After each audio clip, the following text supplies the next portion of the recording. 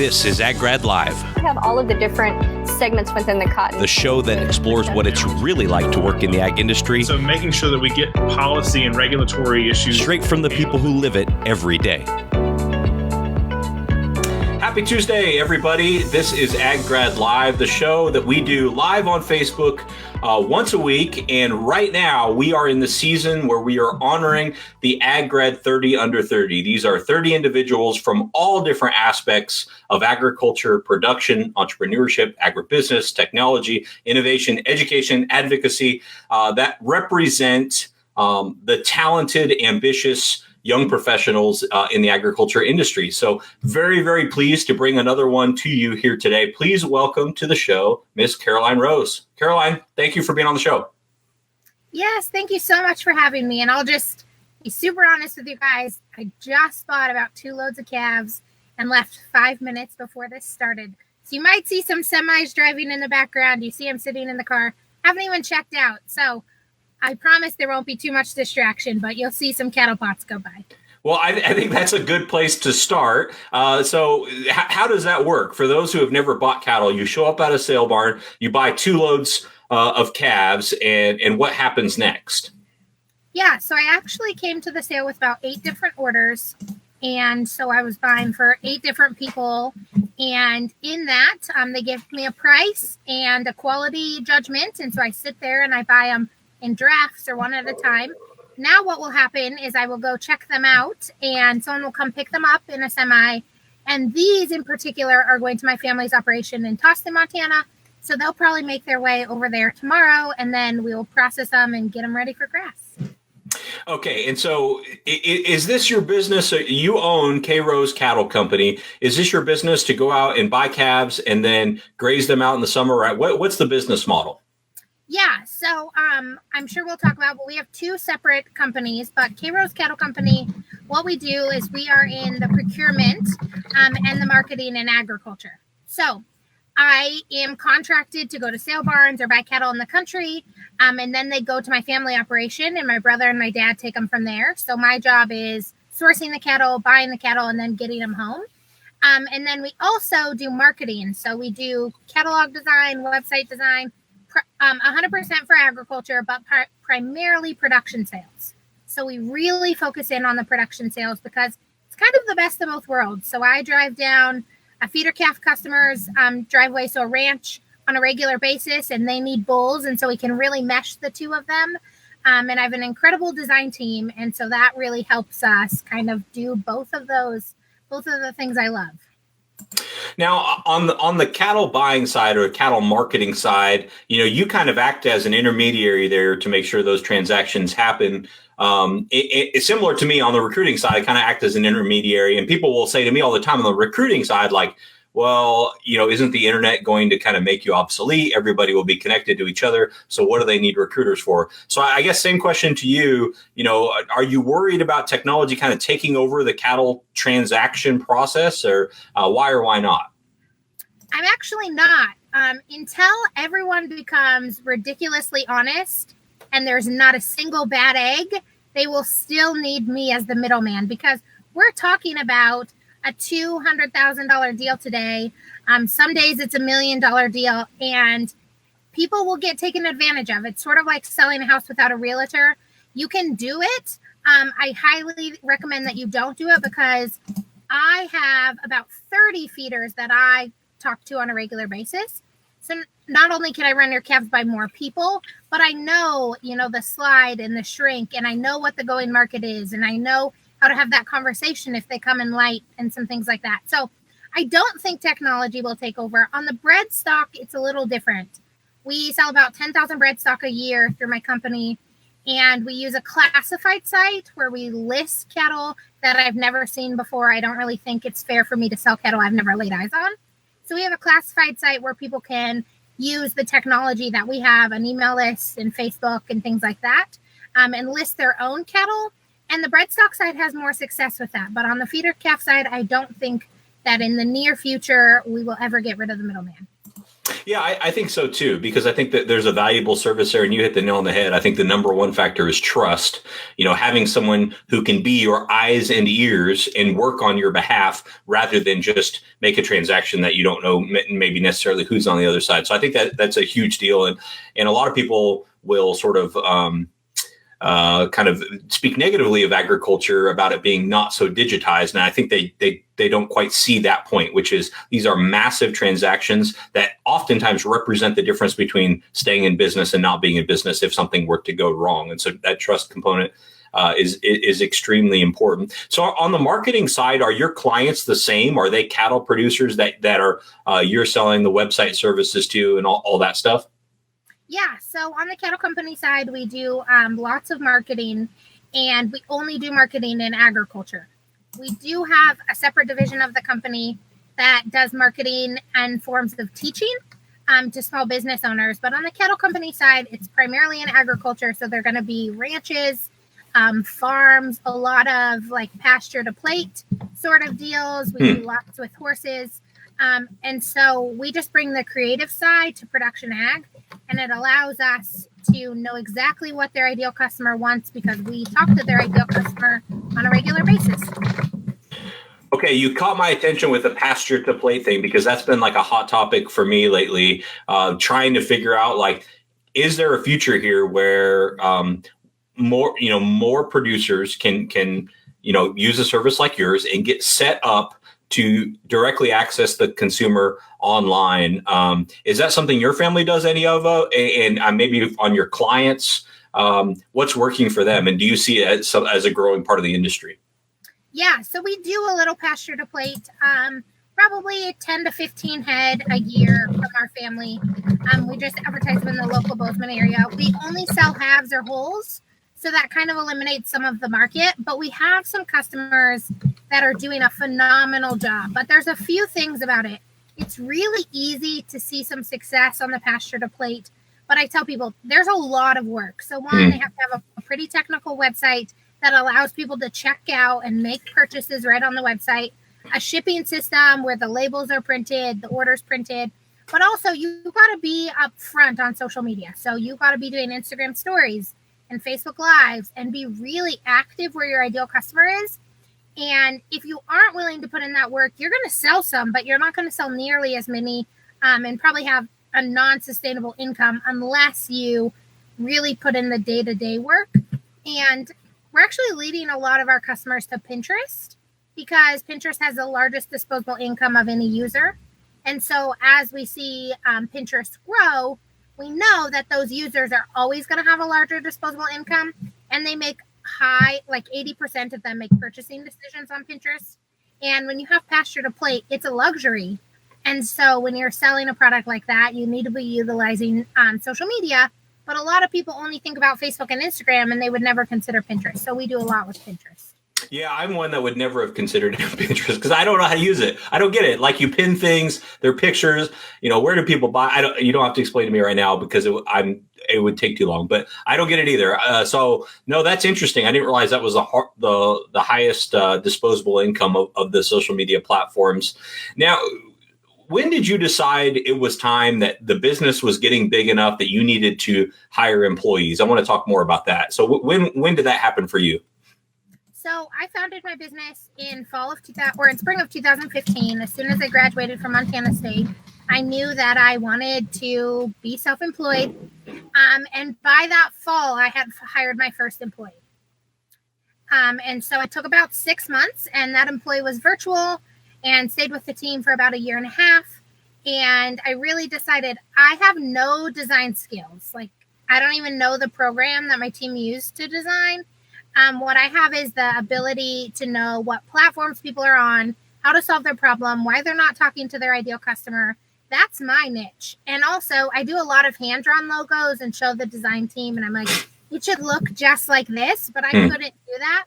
So my first hire was a designer, someone who could come and help me with things that I could envision, but I couldn't do because I'm self-taught in marketing. I have an animal science degree, so it's 100% self-taught. I just never learned that side. So 6 months was my first hire. I think it was in September of 2015. And what prompted you? I get that you wanted to go into business for yourself, but what prompted you to think like this was the business opportunity for you? So it actually, I stumbled upon the marketing side. So what happened is my dad buys feeder cattle for a living. And I said, hey, he gets to travel a lot. I love to travel. I like cattle. I have a natural eye for cattle. That was really refined through collegiate livestock judging. And I said, I'm going to sell some cattle. And of course, my dad said, well, it's not quite as easy as you think. And I posted someone's heifers on social media and they sold within like 2 hours. And that's when I knew that I had found something that no one else was doing. And then what happened is, so I started posting bread stock. I was really hustling, going to sales. And someone came to me and said, well, will you manage the Facebook ads for my bull sale? And that happened in fall of 15. And that's really where things took off. Very cool. And when is there some rule or I seem to remember some controversy at some point where like Facebook wasn't going to let you sell live animals there anymore. Is that still a thing or did that like fizzle out?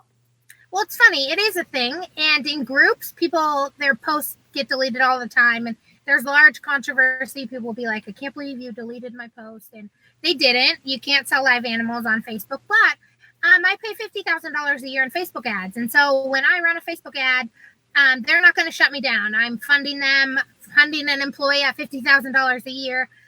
But in groups or on your personal page, you might get shut down. But I can run them on pages very successfully. We manage about 35 to 40 pages a year. And so we never had any issues. I will tell you, though, that people who are running Facebook ads to the wrong audience, you'll see a lot of vegan feedback, a lot of anti-agriculture feedback if people are not paying attention to their ads. So I tell people all the time, anyone who says they can run a Facebook ad might be able to. But if people start commenting about crying because you're selling a bull, you know that they might be able to run a Facebook ad, but they have no idea about targeting. Yeah, I think they've got the wrong audience dialed in there for that. No, that makes a lot of sense. Back on the employees part of things. So from going before you had any employees to now, how many employees are you up to now? So now we have 4 full-time. We have another full-time who starts in May, and we just listed another position. And then we work with about 6 contractors on a regular basis. Okay. And so what has been the biggest learning for you from before managing employees to now having, upwards of 7 to 10? So 2 things. Not everyone is money motivated. I'm very money motivated. And I would say there's one team member of mine who's money motivated. And so that's been a real struggle because I want to reward hard work. And when people are not money motivated and they don't live in Montana, it kind of changes how you can reward them. And the other thing is this is my baby. Like, this is my passion, has my name tied to it. And they don't work as hard as I do. And that's because they don't work 15 hours a day. And so sometimes I have to come back to reality and say, okay, they're working a very standard job, 8 to 5. And they have families and they have hobbies. And just because my business is everything I do doesn't mean that that's how it should be for them. And for a while, that was really hard for me to comprehend because I was putting in all this time and effort, and they would get done at the end of the day and they'd finish their jobs, but they would go home and I would work well into, 10 or 11 o'clock at night. And so I really have to understand that productivity, they should be getting the most done that they can during their work hours, but they should also be enjoying their family.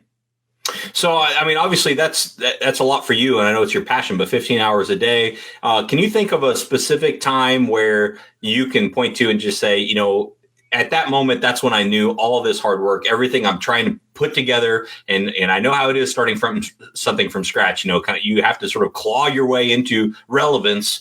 All this work is sort of paying off. Can you share with us maybe one success story that fits that description for you? Yeah, it was actually spring of 2016 where I really figured out that we had kind of got it. I was sitting at a well-known bull sale. I think they're probably in the top 5 of registered cows in the United States. We had done their marketing and I was feeling pretty frustrated because we had been seeing good engagement on social media, but I was having a hard time telling if if it was working or not. And we were probably 2 hours before the sale, and I set up with my computer and camera and all that. And a guy messaged the Facebook page. He said, "How do I register to buy today?" And I said, "Well, it's a little late for our registration, but you can hop on. I think it was Superior Northern, and you can bid on there." And he said, "Okay, great." And I thought that was going to be the end of it. And so he got back after the sale, and he said, "Thanks for getting back to me so quickly. I was able to buy 6 bulls today." He's like, "I never heard of the sale until today." And that's when I really figured out that we had kind of got it and that what we were doing is working and paying off. And then kind of the second time was I was honored to win Young Careerist of the Year in Gallatin County last year. And that really showed me that in the local area, so we have a big nationwide presence, but we were not really heard of at all in the local area. And that was kind of our big win in the local market. Very cool. So as you've built your team, what have you realized that you need to be focused on? Like, what are the things that you can delegate, and what are the things that, are really important for you to be hands-on with? Yeah, so things that are really important for me are income producing activities. There's not anyone on our team who can go to the sale and buy calves. And that's a large part of our income is marketing cattle. And so that's something that only I can do. But on the other hand is when I buy cattle, invoicing, that's something easy. I can send a picture to our office manager. She can send out the invoice usually by the end of the day. I haven't even sent it to her today, so it will be till tomorrow. But that's super easy for her to handle. Some other things is when I sit down with bull customers and I say, okay, here's our game plan. Here's exactly how we're going to build your audience, what your website needs to have, and then trying to sell those bulls. So that's another thing that we do. And the other is I'm the creative mind. So I'm the one that comes up with the new ideas. I'm the one that decides what the blog topics are going to be about, what I want my podcast topics to be about.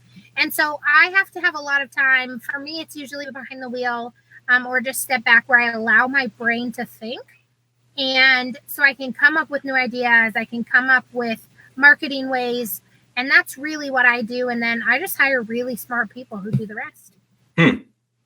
And how has your hiring process changed from when you started hiring to today? What's most important to you to see in the hiring process to know you found the right person? So I probably should not tell you this, but I'm a gut person. I'm an Enneagram 8. If you guys know the Enneagram, I go by my gut. And so I can meet a person and look over at our business manager, Rachel, and say, we're hiring them or we're not. And I have a super strong, we have people on our team that I never even looked at their resume. I have no idea what their experience is. I just could tell that they were going to be a good hire. And that's not a good process. You don't have that gut feeling. Don't try that. But what's really important to us is integrity. And we want them to want to do good. And so if they have a natural try in life and they're really honest and they're willing to fall flat on their face and get up and try something new, they can fit on our team. And we list positions, but most of the time we hire someone and we design a position for that person because I liked the person, not the skills they brought to the table. I really liked the person. And so I fit them in how I see fit. Cool. And if somebody is watching or listening and wondering for themselves whether entrepreneurship may be right for them, they like the idea of working for themselves and not having a boss and all those kind of cliches, but they're wondering if they're right for it or not. How would you help them determine who is right to be in business for themselves? So that's a really good question. Something I see, especially right now, is I see a lot of freelancers and they make enough money maybe to pay their bills or supplement their income. But what I want to tell people is learn. You're going to have to say no. For 12 months of your life, you're going to have to miss every bachelorette party, maybe go to weddings. Anytime your friends ask you to the bar. I did not build my business because I was sitting in the bar Friday and Saturday night. And one thing I think is it's so easy to say, I can't believe she's an overnight success. And I literally took my first vacation after 4 years this last month. I work. I work on Sundays. I work on Saturdays. I work every single day of the week. And it's easy to think that running a business is going to give you so much time freedom. Yeah, it's going to in 10 years. It's not going to tomorrow. And if you're willing to be in it for the long run, being your own boss is awesome, but you have to know your flaws, which is really hard for some people. Like, you have to be able to say, I'm terrible at this and I need help and I need to hire an expert. The other thing that I see is people often go from working for me contract to going out on their own, and they charge the same amount that I was paying them out on their own. And they last for 3 months, usually 3 to 4 months. And then they go get a part-time job. And that's because people don't think about the overhead. So we have hundreds of programs that we pay for every month.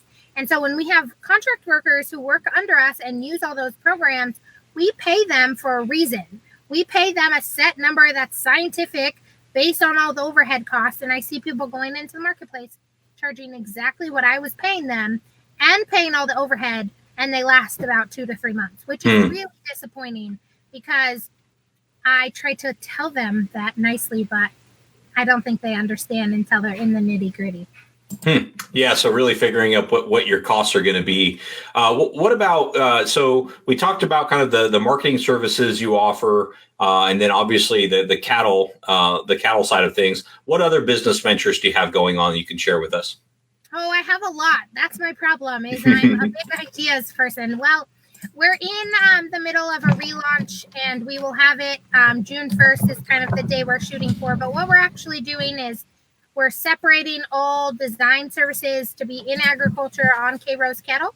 And on the marketing side, we're just going to teach. So I started out in education. I have a heart of a teacher. I want people to learn. And so we have 2 ways that we teach. We have a monthly membership site called Small Business Accelerator. And so there's ag and non-ag members in there. And I show up 4 to 5 times a month, do live trainings. We also have a tech library, which is really nice for new businesses. They can go into Active Campaign, and we have a video on how to accept their first contact, how to build a form, how to send their first email, how to set up funnels, all of that. So we have the Small Business Accelerator, which Jamie is kind of the head of that, and she lives in Indiana. She just moved. And then we also just do in-person and online classes. So we actually have a Pinterest class coming up and an Instagram class coming up, which we're really excited about. And so we do lots of teaching. And that's what the marketing side is going to turn into, is just primarily teaching. And all the design is going to be in agriculture over on K-Rose cattle. And so what's the future look like? How does the future of K-Rose Industries, that's my term, not yours, but how's the future look, and what are you most excited about going forward? We're going to bring a lot of technology to the cattle world. We have some big things coming down the pipeline, some big things I see in the industry that are completely missing. And so there's going to be a lot of tech coming down the pipeline on K-Rose cattle. We've made some good partnerships. We've gotten some investors. And so we're really excited on that side. And on the marketing side, we're just going to be really good teachers. If you're ready to start a business, if you want to grow your blog, if you want to make money from your blog, any sort of that, like, we want to be your go-to teachers. We do produce a lot of content. So blogging and podcasts. And we tell people you can learn exactly how I got to where I am by just reading every blog, reading every book I recommend, listening to hours and hours of podcasts, or you can come join us and we'll teach you and we'll help you and your business grow on the marketing side. Cool. And so as you grow in the marketing and teaching, does that lead you a little bit away from the cattle side of things? Because you also mentioned bringing the technology to cattle. Or how do you, I guess my question is this, how do you remain focused on one business while expanding into a new area? Yeah, that's a really good question. So the cattle side is kind of my bread and butter. I really love brainstorming and thinking about the cattle company side. And the marketing side, we have worked with Jamie, who works for us full time. She works virtually, and we've kind of given that to her to be her baby. And so I said, I want to show up and provide really good value. You work out the membership site. It's been live for about a year, so she has that pretty much worked out. But you do all the emails, you do all the class planning. I will show up live and provide the value. And then I'll have my nose to the grindstone on the cattle company side and really expand there. That's where our next few hires are going on the cattle company side, and really focus on that while Jamie kind of takes the marketing side and runs. Of course, we have weekly team meetings with all our contractors and employees. And so everyone's on the same page. But that's that's how I've done it is I really pick seasons to focus. So summer is a little slow time for shipping cattle, obviously. And so I'll produce tons and tons of content, which I love to produce content. So we really work on seasons. And then in the fall, between my father and I, we ship somewhere between 20 and 30 feeder calves a year. So pretty much from September to December, I'm in the field or in a sale barn. And so then I really hand over kind of the marketing and getting the production sales to Rachel, who's our business manager. And I just buy cattle. And so we have good seasons. I have a really good team who really love their job, which makes mine 10 times easier. And did you say everybody is remote? No, so we actually have an office now. And in the office is a business manager, our designer, and then an office assistant. And in May, we will have a full-time social media manager. And then we're looking to hire a sales rep, an outdoor sales rep for Montana, who will also be in the office. And then the rest of the employees are remote. Okay. Very cool.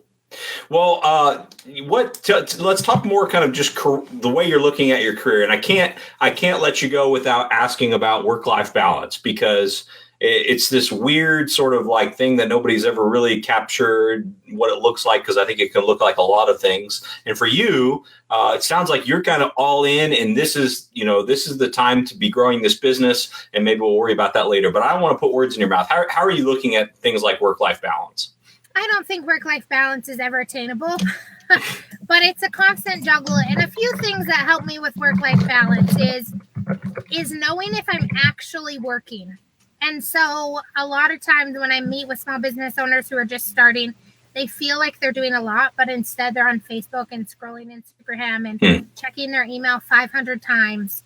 And so you have to be careful. Are you actually working, or are you pretending or feeling like working?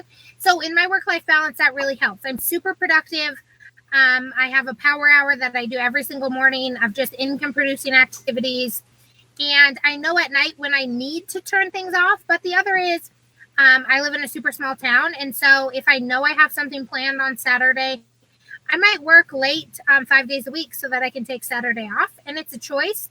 But I'm really intentional about not getting on social media before I'm out of bed and get the day started, and finding myself, if I find myself scrolling, being like, okay, what am I actually doing? And then the other thing that I think is hard for small business owners when we look at balance is we never feel successful because our list is ridiculous. I have a list with me every single day. It's in my purse.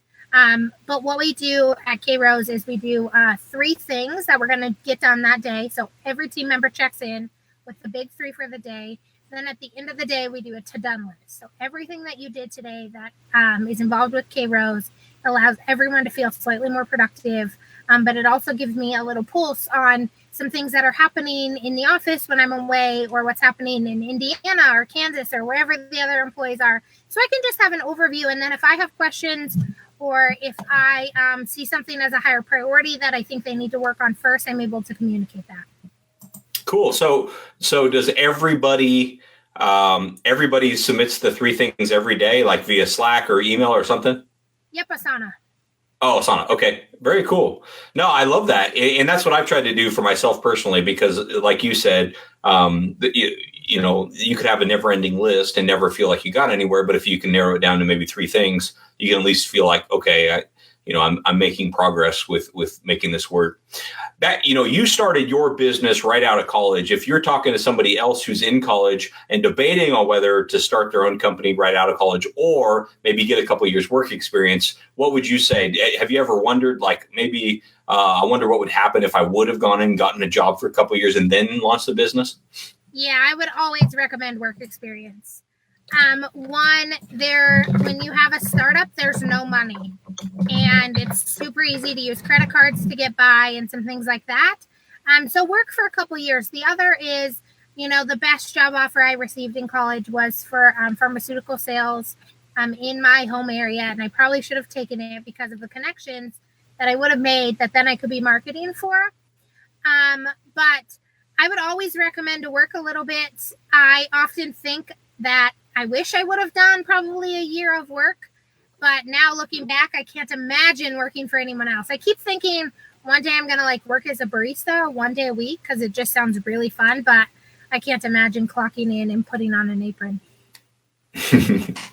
Well, all right. Before we let you go, what's one piece of advice that you could share with anyone out there?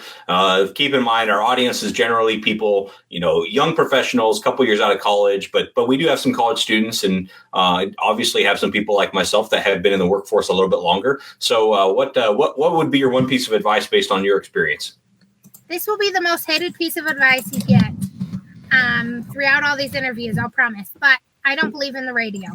If you want to grow a business, if you want to make yourself better, you need silence and you need education. And if you're just listening to country music, your brain is turned off. And instead, be silent. Ride in the truck silent. Talk out loud through your ideas. Or turn on an audiobook or a podcast. I went probably 3.5 years in my business without ever turning on just standard music. I was either learning or I was thinking, but there was no in between.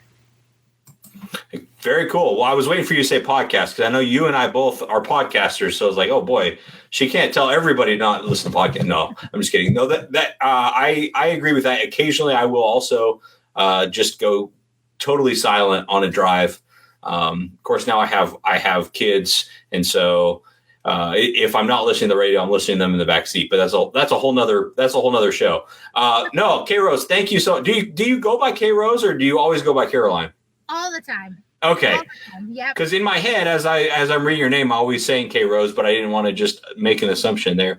But no, I appreciate you being on the show. Congratulations again on 30 Under 30. Very, very well deserved, and continue to amaze me with what you're doing. You started your business about the same time I started mine, and you're just you continue to expand and grow and innovate, and I think that's awesome. So congratulations, and thank you for being on the show.